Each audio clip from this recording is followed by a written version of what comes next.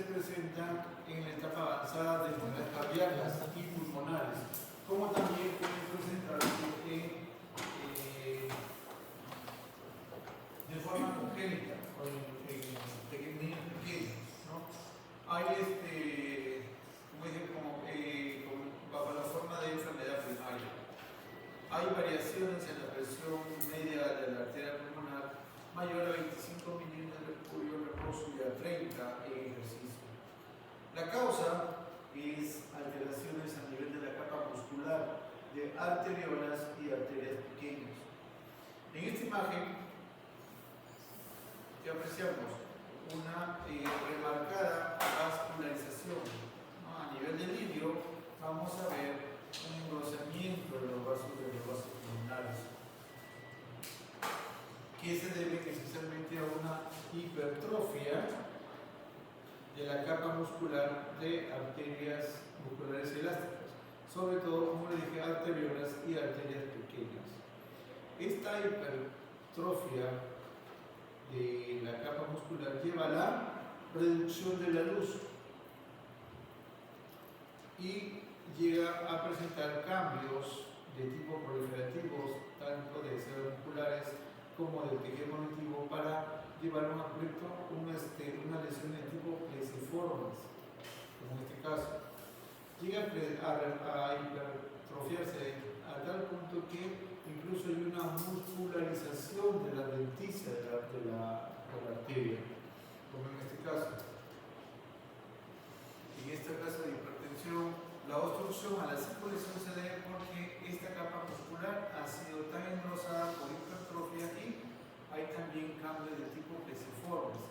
Como vamos a ver en la siguiente imagen, aquí hay la hipertrofia, o sea, el engrosamiento, aumento del volumen, del grosor de la capa muscular. Y estos son los denominados cambios plesiformes, donde no distingues una luz o una proliferación de tipo conectivo. Esta es la luz. El resto es tejido conectivo con hiperplasia vascular. Esta es la pequeña luz. Esta es la hipertrofia de la capa muscular, y todo eso es ese crecimiento, como se dice, en capa de cebolla. Y esta es una arteriopatía plesiforme de las arterias pulmonares. Y aquí vamos a ver los criterios: la hipertrofia de la capa muscular, ¿no? La muscularización de toda la estructura arterial, igual que acá, y la estructura plesiforme, ¿no? Esa proliferación plesiforme que la podemos apreciar acá. Incluso puede llegar al depósito de colágeno a nivel de la íntima, porque también llegan a formarse pequeñas placas acromatosas, lo que complica mucho más esta circulación, ¿no? Se reduce la circulación sanguínea, por lo tanto aumenta la presión, porque la sangre o el corazón tiene que hacer más fuerza para atravesar los vasos arteriales. Las infecciones pulmonares son, como se denominan, neumonías. Ya habíamos visto que la neumonía es cualquier afección del parénquima pulmonar, donde hay una respuesta inflamatoria predominantemente intraalveolar, es decir, dentro de los espacios alveolares. Mientras que la neumonitis es un proceso inflamatorio del intersticio. ¿Cuál es el intersticio? Los tabiques que están entre los alveolos, ¿no? El espacio o el tejido que está entre las células es el intersticio. La infección, ya sea viral, ya sea micótica, ya sea bacteriana, genera esa reacción inflamatoria, que, como dijimos, si son bacterianas, predominantemente generan un contenido intraalveolar. Si es viral, hay alteración a nivel del intersticio, que es característica de esa neumonía viral. Y pueden ser pequeños focos de consolidación o pequeños focos neumónicos dispersos, como se ven en esta imagen, a lo que se conoce como bronconeumonía. Estos pequeños focos de consolidación pueden unirse y generar un área mayor. Macroscópicamente vemos estos pequeños focos bronconeumónicos porque hay compromiso tanto del bronquio como de pared. ¿no? Es un patrón de tipo parcheado, disperso, que puede llegar a progresar a una neumonía lobar, es decir, una consolidación de todo el óvulo, o puede surgir de manera primaria o puede surgir de una bronconeumonía. Vemos en esta zona la diferencia entre el pulmón normal y el pulmón consolidado, más pesado. ¿Por qué es más pesado? Porque la infección ocasiona la reacción inflamatoria que lleva a dilatación vascular, congestión vascular, a la salida de los neutrófilos, ¿no? Debido a la dilatación de los capilares, salen como parte del mecanismo de defensa y empieza la lucha entre las bacterias y los neutrófilos, polimorfos, macrófagos, que llenan los espacios alveolares de esa secreción purulenta, que es la característica de la neumonía. Y como mecanismo de defensa, ¿qué sucede? La tos y los pacientes con neumonía que tienen una tos productiva con expectoración purulenta, rosa o amarillenta, ¿sí? Entonces, eso es todo el cuadro clínico. Entonces, vemos lo fundamental que es conocer la patología, qué causa, qué produce y por qué se da. Porque toda esta reacción inflamatoria genera los cuadros clínicos. ¿Cuál es el cuadro clínico principal? Cuando hay una infección. Comparte los síntomas. La fiebre, ¿no? Y si es viral, es mucho más, una fiebre mucho más alta, ¿no? La secreción, es decir, si hay expectoración es porque hay, ya hay, está actuando el sistema inmunológico, está tratando de contener ese avance infeccioso. ¿Qué lo vamos a ver acá? Todas estas áreas muy hipercelulares, ¿qué vienen a hacer? Simplemente son los alveolos que están repletos de ese contenido, polimorfos nucleares, tanto viables como degenerados, ¿no? Los detritos celulares, la hemorragia, el suero, el edema, que se produce en esta zona donde llegaron las bacterias y están siendo detenidas por el sistema inmunológico, generando esta zona mucho más compacta, foco hormónico, consolidación. Vemos acá parénquima normal. ¿Por qué? ¿Por qué sería normal? ¿El de acá o el de acá? ¿Cuál es el normal? El de abajo. ¿Y el de arriba? Este lo vi bien blanquito, ¿cierto? Ese es viable. El todavía normal. Este es casi normal, pero como está próxima a la lesión, ¿qué hay en el centro? Líquido. Es parte de esta área edematosa. Eso era lo que se pone en la patología 1. ¿Sí? ¿No con ustedes? Patología 1. Edema pulmonar. ¿Se acuerdan o no? Y está siempre próxima a la lesión. Esto sí está limpio, pero como está próxima, hay difusión de suero, como más se genera esta zona. Acá miren, acá está el. ¿Ven esto rosadito? Edema pulmonar o edema alveolar, que si se hacen todos es un edema pulmonar. ¿Esto qué estructura es? ¿Qué es? Bronquio. ¿Y qué hay acá? Una masa de infiltrado polimorfo nuclear y todo lo que. ¿Qué constituye eso? La pus. Esto es lo que se expectora. O sea, hay mezcla de moco, bacterias, neutrófilos. Eso es lo que entonces se expectora. Esta es la pus, la secreción de una neumonía. Y también hay compromiso de los alveolos. Esto sería una bronconeumonía. Y como vemos, son pequeños áreas, no es todo el parénquima. Esta ya es una zona, a mayor aumento de toda la zona del bronquio y del parénquima, ¿no? Bronconeumonía. Ya la zona de los alveolos que están repletos de esas células inflamatorias de fibril y congestión vascular. Igual acá vamos a ver predominantemente dentro de los alveolos. Y todavía vemos que los alveolos están conservados. En el centro se acumula. ¿Por qué? Porque las bacterias no se llevan a la luz del alveolo. No, lo inhalas y está flotando dentro del espacio alveolar. Y ahí son de los la presencia de estas bacterias genera pues, las citoquinas que llevan a la dilatación vascular, y con la dilatación vascular, ¿qué sale?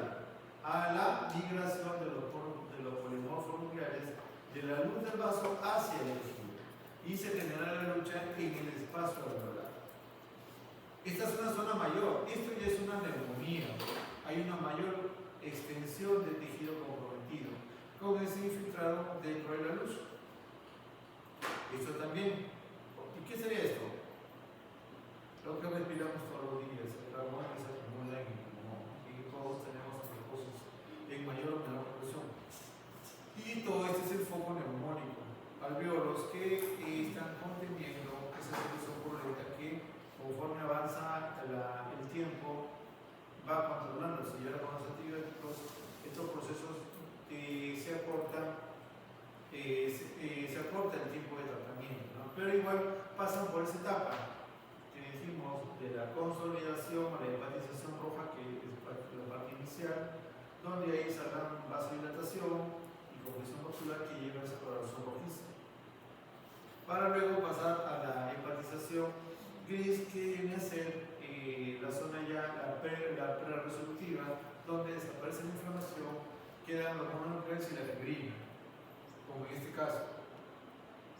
Ya no hay congestión, hay una inflamación, área de fibrina, y esta es la hepatización gris, para luego pasar a la resolución, ¿no? Estos todavía son focos neumónicos. ¿Y qué vemos? Estas zonas muy moradas, ¿qué vienen a ser? Vienen a ser cepas bacterianas que están queriendo ser controladas por toda esta marcada reacción inflamatoria. Dijimos que las neumonías se clasifican desde el punto de vista sindrómico, aquellas que se originan en la comunidad, porque ya sabemos que hay ese neumococos el que predomina en el ambiente. Atípicas en la comunidad, vienen a ser sobre todo infecciones micóticas o virales en el ambiente, pero que afectan pacientes inmunocomprometidos en la comunidad. Y en el hospital también hay las intrahospitalarias y las atípicas intrahospitalarias, que son básicamente a base de bacterias gram negativas, sobre todo la pseudomonas, que es una de las bacterias que muchas veces produce neumonía fulminantes en los pacientes, sobre todo que tienen ya conmoción neurológica. Y dentro de ella la neumonía aspirativa, esencialmente es una neumonía fulminante. ¿Por qué? Porque contiene sobre todo ácidos y fragmentos alimenticios, porque se debe en la gran mayoría de veces a la regurgitación de los alimentos, ¿no? En pacientes postrados, en pacientes que están posoperados, en pacientes, en niños a veces, incluso hasta en los mismos bebés. Se han reportado casos donde se aspiran con el momento que están lactando, le escuchan la más queda dormida, o el niño sigue mamando y ese no se aspira. En los adultos mayores no pueden deglutir, o incluso aún comiendo, no controlan, no manejan, la deglución no está muy bien controlada y se va la aumenta la vía respiratoria. El daño es el mismo, la lesión es la misma, es siempre ese contenido con fibrina, ¿no? Infiltrado inflamatorio linfocitario, y lo que nos va a dar el diagnóstico son estas estructuras muy diferentes que pueden parecer cuerpos extraños, pero no más que los componentes alimenticios. Esta es una necropsia. De hecho, vamos a ver que todo este pulmón está prácticamente como una neumonía fulminante porque comprometió el parénquima, y son los ácidos del estómago que destruyen el parénquima. Y vamos a encontrar estas partículas, son las más onduladas, que corresponden al almidón, ¿no? A la celulosa de los alimentos. Y si un cuerpo extraño, ¿cómo reacciona el cuerpo? ¿Con? ¿Qué son? Células gigantes, porque tratan de controlar unas estructuras mayores, ¿no? Pero no lo consiguen. ¿No? La fibrina, la congestión o la extravasación de eritrocitos, los linfocitos y las partículas alimentarias. Muchas veces en las necropsias puede ser lo que se llega al diagnóstico cuando se hace el estudio histopatológico. Aunque ya desde el punto de vista clínica, ya uno se da cuenta, ¿no? Uno de los episodios más frecuentes son los pacientes alcohólicos, o alcohólicos, o digamos, personas que bebieron mucho, llegan dormidos y a veces regurgitan y terminan muriéndose por una neumonía obstructiva. Cuando existen infecciones o procesos neumónicos persistentes o frecuentes o hay un compromiso en el estado inmunológico del paciente, esta infección bacteriana puede progresar a la destrucción del parénquima pulmonar, creando áreas de supuración que llegan a formar cavitaciones que llevan pues al acúmulo de secreciones purulentas. Muchas veces complicaciones en cirugías cardíacas, en cirugías pulmonares, ¿no? O también en neumonías recurrentes. Macroscópicamente, estos abscesos van a formar espacios amplios donde la pus destruye el tejido y quedan estas cavernas. Que, como vemos, esos espacios están representados por la destrucción del parénquima pulmonar, no hay tejido viable por acá, todo es infiltrado purulento y una reacción inflamatoria, ¿no? Y el resto de cosas es áreas de consolidación, áreas neumónicas, que ya mayormente vemos que todos los alveolos están repletos de ese infiltrado o ese contenido que forma parte del proceso inflamatorio defensivo del sistema inmunológico. Luego pasamos a la tuberculosis pulmonar. Esta tuberculosis, ¿a qué parte del grupo sindrómico que había uso corresponde? ¿Dentro de qué grupo está encasillado? ¿Se acuerdan? ¿Neumonía de qué tipo? ¿Ah? ¿Por ahí? ¿Voluntarios? Neumonías crónicas o granulomatosas. Aquí también están las neumonías por hongos. La tuberculosis es una enfermedad de pobres, ¿no? Del tercer mundo. ¿Hay en Europa? ¿Dónde hay? La India, África, América del Sur. Y las comunidades de la periferia y las personas pobres de Norteamérica. Es una infección mundial, ¿no? Y que el agente característico puede ser un bacilo de Koch, un bacilo ácido resistente, que tiene dos patrones de infección. Una infección primaria, es decir, el contacto por primera vez, que muchas veces cuando sucede en personas jóvenes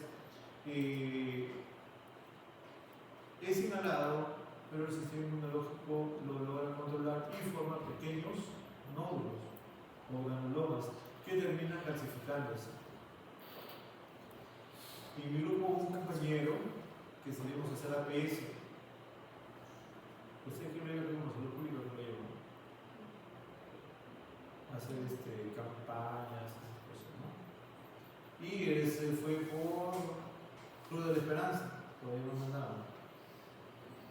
Hinchadas y todo. En ese transcurso se resfrió, apenas se resfrió todo y pasó. Ya el segundo año empezó con una tosecita, empezó a decir que tenía su granuloma. Incluso hay personal de salud que también se contagia. Y muchas veces es porque hay compromiso del sistema inmunológico, uso de corticoides, sobre todo, ¿no? Los pacientes asmáticos o los que tienen a veces enfermedades alérgicas. Este sistema inmunológico disminuye su capacidad y el bacilo empieza a replicarse. Como le dije, si es una primera infección, como es la palabra primo, la primera infección, muchas veces ese foco se controla y solamente encontramos un granuloma en el pulmón, un nódulo pulmonar calcificado, que es el denominado foco de Gaume.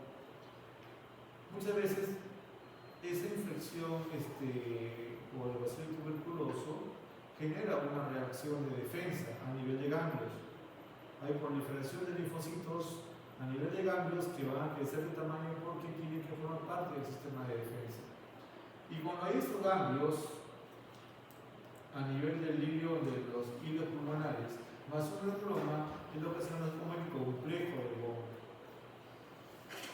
Foco de Gaume es solamente el granuloma calcificado y el complejo es el granuloma más ganglios iliares. Que muchas veces este granuloma progresa hacia la cavitación, a formar amplios espacios que se conocen como cavernas y llevan a diseminación biliar. ¿Por qué? Porque como la necrosis rompe la pared de los vasos, rompe la pared de los bronquios, cuando rompe la pared de los bronquios, el bacilo sale a las vías respiratorias. Ese paciente está dispersando el bacilo, ¿no? Habla y se sale en la tos, cuando tose, cuando habla, los bacilos están saliendo, ¿no? O muchas veces ese bacilo a través de la sangre, porque también la necrosis lacera o rompe la pared de los vasos y se va por la vía sanguínea y se deposita en otros órganos. La afección pulmonar es la más frecuente, pero también hay en otros órganos para lo que se conoce como tuberculosis biliar. La tuberculosis es una enfermedad, es una pandemia prácticamente y tiene protocolo de tratamiento. En el Perú, por la Chiclayo, hay tratamientos que incluyen ¿qué tiempo? 6 meses. ¿Cuántas pastillas son en la primera fase? 4 pastillas. 4 tipos. ¿Cuáles son? El tambutol, suicida, ¿cuántas son en total? Como 16, más o menos. ¿Lo cumplen los pacientes? No, como todo, ¿no? Y los médicos somos los pacientes, los peores pacientes porque no hacen caso. Más un día nos quedamos ahí después con unas complicaciones. Entonces, este grupo de pacientes, el tratamiento, son los que generan esos pacientes resistentes. Y ellos son los pacientes que no cumplen el tratamiento, llegan a este camino. Hay cavitaciones, hay cavernas, diseminación de todo el pulmón y terminan con fibrosis pulmonar, ya terminan con EPOC y terminan con insuficiencia respiratoria. La característica desde el punto de vista histológico, ¿qué cosas son? La presencia de granulomas. El típico granuloma que se aprecia en esta imagen, por ejemplo, ¿esto qué cosa es? Es una caverna, cavernas. ¿Y por qué en este lado?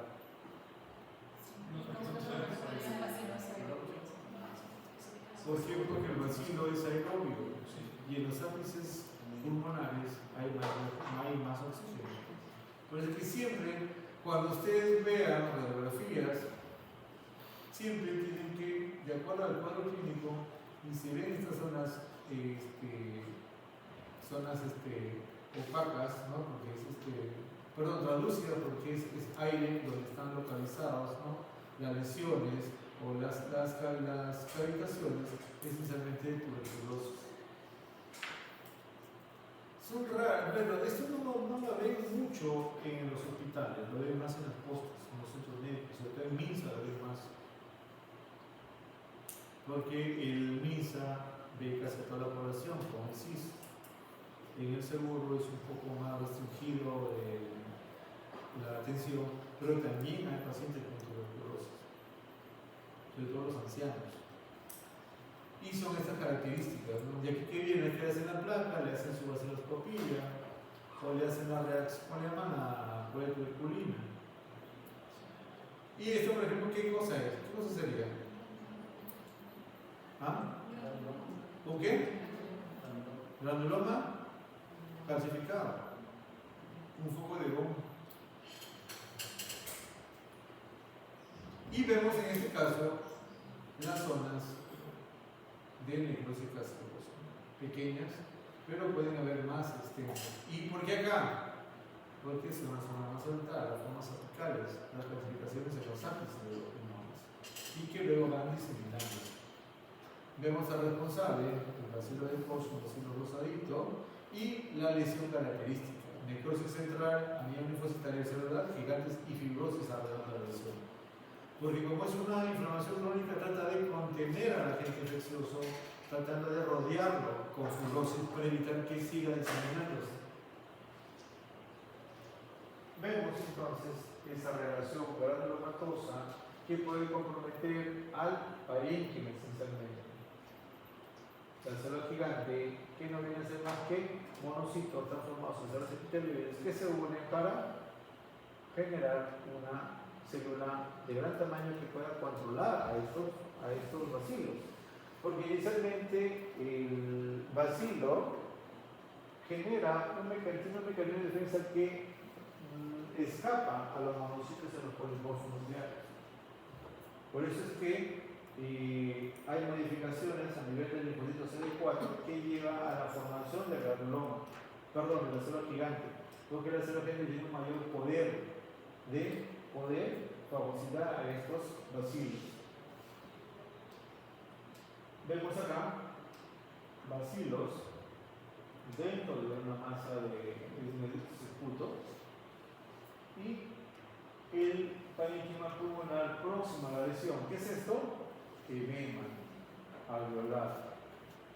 Los granulomas dispersos dentro del parénquima. Y la típica necrosis gaseosa, es una necrosis granular, amorfa, rosada, rodeada por linfocitos y células gigantes. Característica. Si esto lo encuentran en una mucosa gástrica, es una gastritis o una tuberculosis gástrica. A nivel de trombocitolina, es una tuberculosis o una salpitis tuberculosa. También hay endometrio, es una endometriosis tuberculosa. Hay en mama. No sé cómo llega, pero llega a la mama. Hay tuberculosis mamaria. O hay una mastitis granulomatosa, que muchas veces termina siendo tuberculosis. Las lesiones características, y esto me sería la necrosis caseosa. Y es fácil de distinguirla, ¿no? Es rosada, no hay nada claro, no hay nada distinguible, pues se dice que es amorfa, no tiene forma de nada, solo es una masa rosada, y vemos las células gigantes y la línea linfocitaria. ¿Dónde está la necrosis? ¿Acá o acá? Arriba. Necrosis caseosa, células gigantes, la línea linfocitaria. ¿Aquí dónde estaría? Acá. Línea linfocitaria, célula gigante, necrosis. Célula gigante. Aquí está la necrosis caseosa, célula gigante. ¿Dónde está la necrosis? Acá. Y la célula que está en la periferia. Y vemos en este caso un bacilo dentro de un macrófago. Han sido fagocitados. Y luego pasamos a las infecciones virales. Los virus producen lesiones a nivel de los intersticios. Igual, generan una reacción inflamatoria, hay lesión celular y muchas veces terminan parasitando a las células. Hay virus que se encuentran en el ambiente, como el virus de la influenza, de la gripe, el virus excitado respiratorio. Adenovirus sí, hay virus que producen neumopatías en pacientes inmunocomprometidos, como es el caso del citomegalovirus o el herpes. Estos virus generan inclusiones, ya sea a nivel del núcleo o a nivel del citoplasma. Como en el caso del citomegalovirus, el núcleo adopta el patrón de ojo de vidrio búho, es decir, un halo claro alrededor del núcleo. O del virus desmerulado, que es el patrón del herpes. El virus desmerulado son áreas claritas o áreas claras dentro del núcleo también. O estas inclusiones citoplasmáticas originadas también por el citomegalovirus y por el adenovirus. Las neumonías víricas, o como les dije, causan engrosamiento a nivel de los tabiques intraalveolares, a nivel del intersticio. que genera una reacción inflamatoria y termina produciendo fibrina. Y esta fibrina es la que causa esa dificultad respiratoria porque cubre al alveolo y no permite el intercambio, por eso viene la dificultad respiratoria. Y estas células generan cambios a nivel del epitelio, porque los virus, por ejemplo, parasitan a una célula y generan cambios dentro de ella. Hay una célula gigante, ¿no?, que es, como se dice, el efecto citopático del virus. El efecto del virus sobre la célula que invade o infecta. Como el caso del PVH. ¿Qué parte de la célula infecta? ¿De acuerdo? Primera, ¿cuáles son las partes de la célula? A ver. Pregunta de Kinder. Parte de la célula. Núcleo. ¿Qué más? Membrana ahí. Citoplasma. ¿Qué contiene el citoplasma? Organelos, vacuolas, mitocondrias, lisosomas, aparato de Golgi, etc. Los virus principalmente se van al núcleo, porque ahí se reproducen. Utilizan el material genético de la célula para generar su replicación. O a veces en el producto del metabolismo a nivel del núcleo producen unos detritos que se acumulan en el citoplasma y forman parte de las inclusiones citoplasmáticas. En este caso, el citomegalovirus produce cambios a nivel del núcleo y a nivel del citoplasma.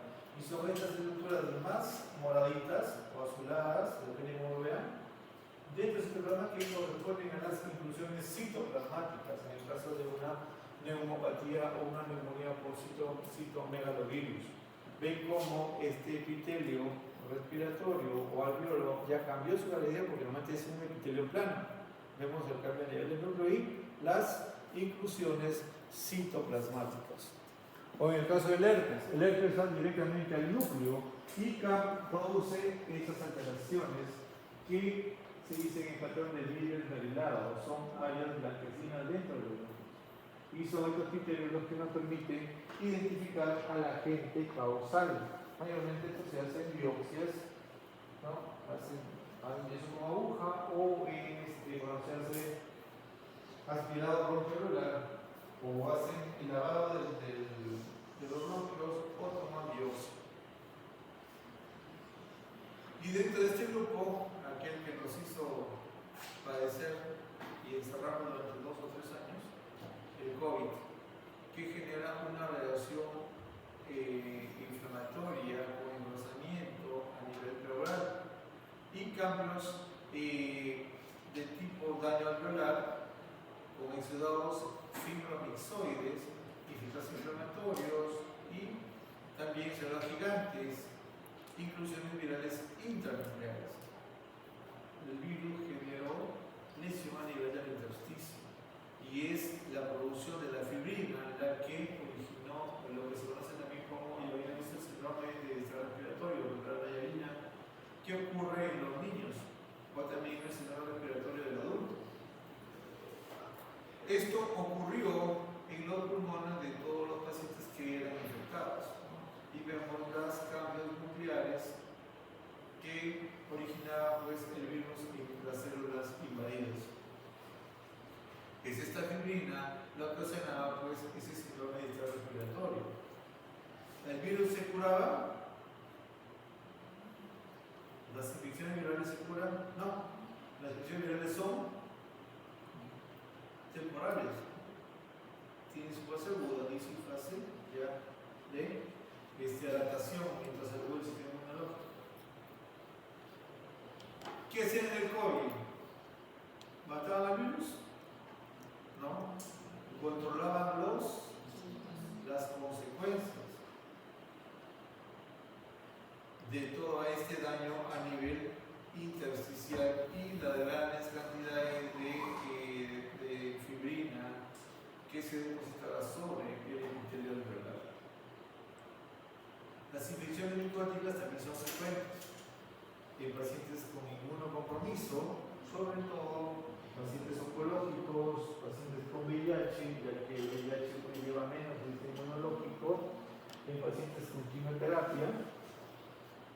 y también en pacientes en la comunidad, pero sobre todo en pacientes alérgicos o artritis asmáticos, aquellos que usan corticoides en inhalador. Hay micosis de tipo cándida en los pacientes usuarios de inhaladores para el asma. En este caso vemos una masa en el ápice pulmonar que genera primero un foco neumónico por acúmulo de una masa que está constituida por hifas de hongos. Igual, acuérdense que todo el daño del pulmón es una neumonía. Esta neumonía genera pues una reacción inflamatoria y vamos a ver aquí el agente. Estos pequeños grupos de estructuras onduladas, ¿no?, corresponden al agente causal, que vienen a ser grandes masas de hifas y conillas del denominado Aspergillus fumigatus, ¿no?, que son estructuras alargadas, filiformes, como si fueran palitos de fósforo, ¿no?, alargaditos, que corresponden al Aspergillus. Eso también ocurre en un Aspergillus nasal, que he encontrado varios casos, sobre todo en pacientes que vienen de la célula. Esta es la masa que se extrajo del pulmón y en la histología se encontraron fácilmente las hifas de las Aspergillus. Luego pasamos a las neoplasias, que hay malignas y benignas también, como vimos tanto en la pleura como en el pulmón. Y en el pulmón, una de las benignas es el conocido como el amartoma, que viene a ser un nódulo, igual como si fuera un adenoma tuberculoso, se ve, ¿no?, básicamente en los ápices, en las bases del pulmón, y corresponde esencialmente a tejido cartilaginoso hialino, y se identifica sobre todo en personas jóvenes. Este año he visto dos amatomas en pulmón en personas jóvenes, que se pensó, desde el punto de vista clínico, pensaban que era un granuloma. Hicieron la lobotomía y resultó solamente un amatoma. También pensamos en una neoplasia, una metástasis pulmonar. Para las neoplasias malignas, ¿quién es el agente principal del desarrollo de neoplasias? Es el tabaco. Y también aquellas sustancias irritantes en las zonas industriales o en algunos trabajos. Cuando se desarrolla, se disemina por la vía linfática a los ganglios mediastínicos y luego hacia los cervicales y también por vía hematógena. Los cánceres de pulmones fueron clasificados inicialmente desde dos puntos de vista: aquel formado por células pequeñas y el carcinoma de células no pequeñas. Dentro de esta clasificación tenemos el carcinoma epidermoide, el escamoso, adenocarcinoma y el carcinoma de células grandes y el carcinoma de células pequeñas, que también está dentro de los tumores carcinoides del pulmón. Estas neoplasias, cuando comprometen los bronquios, son centrales o pueden ser periféricos. La clasificación, como toda neoplasia, es de acuerdo a su arquitectura, a su parecido más o menos a una célula base, ¿no?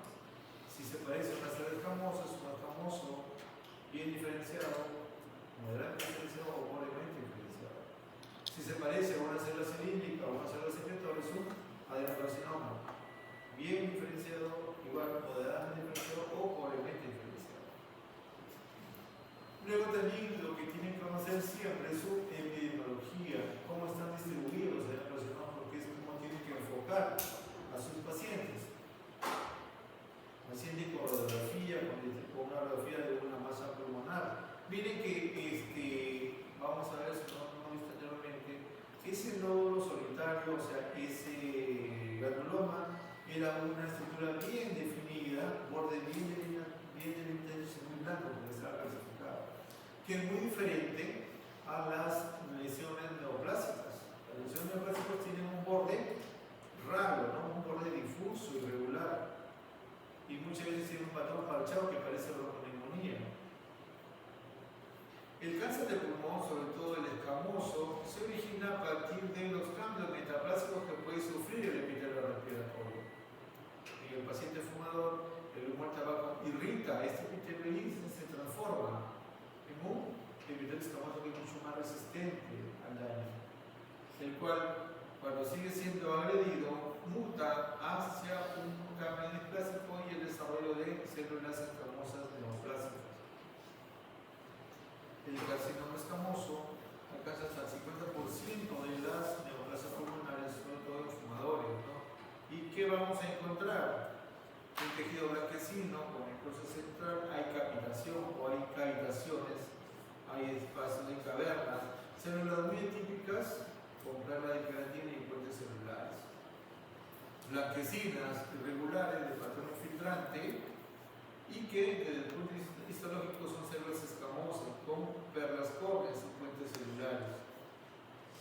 Muchas veces con núcleos de diferente tamaño, de diferente forma y con mitosis en los casos mucho más agresivos. En este caso, ¿de dónde dijimos que nacía? Del epitelio.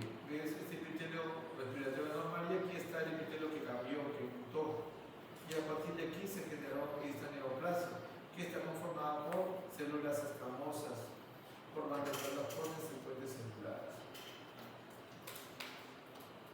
Un gran porcentaje de células de neoplasia, cuando están avanzadas y en compromiso bronquial, pueden eliminarse a través de la expectoración. En muchos casos ya los neumólogos piden el estudio o la citología en esputo.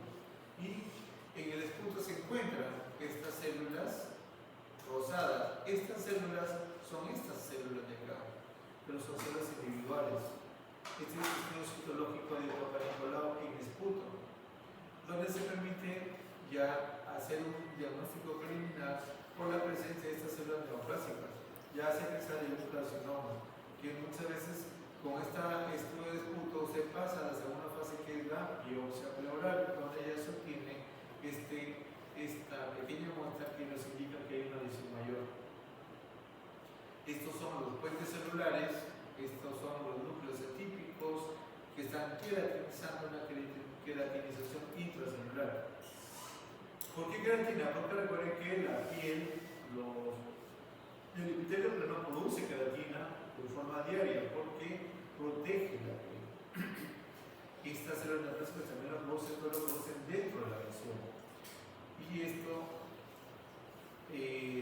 lo parte, o este tipo de producto, si es cierto, protege a la célula, como lo hace de forma fisiológica, pero en este caso es tan dura, es tan resistente que ni siquiera la quimioterapia lo puede destruir, o lo destruye parcialmente. El carcinoma broncoalveolar, como es una variedad del adenocarcinoma, pero este carcinoma se origina en el epitelio bronquial. El epitelio alveolar plano se convierte en un epitelio secretor. Igual son neoplasias periféricas blanquecinas y vamos a encontrar una proliferación del músculo del intersticio y vemos en este caso que este epitelio alveolar cambia a un epitelio de tipo cilíndrico secretor, como es en esta imagen. Entonces este cambio, donde vemos aquí fácilmente un tabique alveolar, igual es una neoplasia, seguimos un poco más. Y a partir de este epitelio es donde se origina este cambio neoplásico y que forma o constituye el denominado carcinoma broncoalveolar. Pero igual tiene varios patrones donde hay compromiso del parénquima, incluso va a comprometer parte del bronquio, hay una infiltración del estroma del parénquima adyacente, o también hay patrones de forma unidos, como vamos a ver en el caso del tumor carcinoide. Pueden haber también asociados células de grupos de células formando grupos pequeños unidos. Este es el patrón asinal. El adenocarcinoma, que es el grupo al que también pertenece el bronquio alveolar, alcanza hasta el 22% de todas las neoplasias. Forma cicatrices blanquecinas en el parénquima pulmonar, son periféricos, y que vamos a encontrar epitelio glandular neoplásico, adenocarcinoma, epitelio secretor, que también puede adoptar varios patrones, como en este caso hay una gran atipia, hay forma de estructuras glandulares porque tienen luz. Este es un moderadamente diferenciado. Y muchas veces estos adenocarcinomas se pueden confundir, o más confundir, y el detalle está en saber si es un cáncer primario o es un cáncer metastásico, es un cáncer secundario. Y para eso se hacen estudios de inmunohistoquímica donde con el TTF1 va a marcar el núcleo de las células neoplásicas pero de origen pulmonar. Porque podemos encontrar este patrón de neoplasia, pero puede ser de origen gastrointestinal, puede ser de origen colónico, o puede ser de origen prostático, ya que el pulmón, como le dije, es el órgano donde más metástasis encontramos, como en este caso. ¿Por qué sabemos que es un adenocarcinoma? Porque forma estructuras tubulares, tiene una luz, igual que acá. Es un epitelio cilíndrico, neoplásico, pero hay luz. Igual acá, este es un patrón sólido, este es un patrón granular, con luz. Es un adenocarcinoma moderadamente diferenciado. Y en el células pequeñas es porque son células similares al linfocito, o del tamaño del linfocito, que generan extensas zonas blanquecinas tumorales y que las células son nidos de células casi del tamaño del linfocito, más del linfocito, ¿se acuerdan? ¿Se acuerdan? ¿Cuánto mide un eritrocito?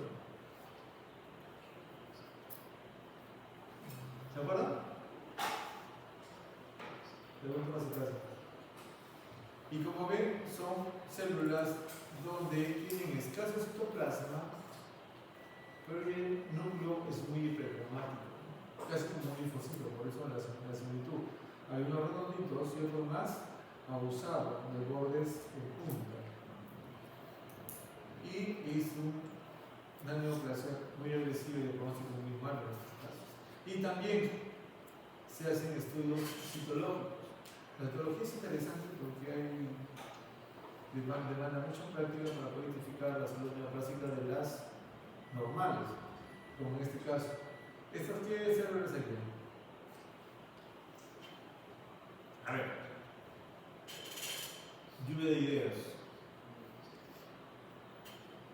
Dime. ¿Por qué? ¿Cuáles son los criterios que has tomado en cuenta para decirme que son normales? Eso se llama elucubración, es análisis. ¿Cuál es el análisis? ¿Qué forma tiene? Ya, cúbicas o cilíndricas bajas, ¿qué más? Un núcleo regular, redondito, central, no hay variación en la forma, ¿qué más? Otra cosa más. Proporción entre el núcleo y el citoplasma. Ya, también, ¿qué más? Luego que destaca ahí. Como que están un poco como distanciadas, no tan aglomeradas como Los ciclos. ¿Qué es? ¿Qué son? Cilios. Epitelio respiratorio normal. Estas son las células neoplásicas.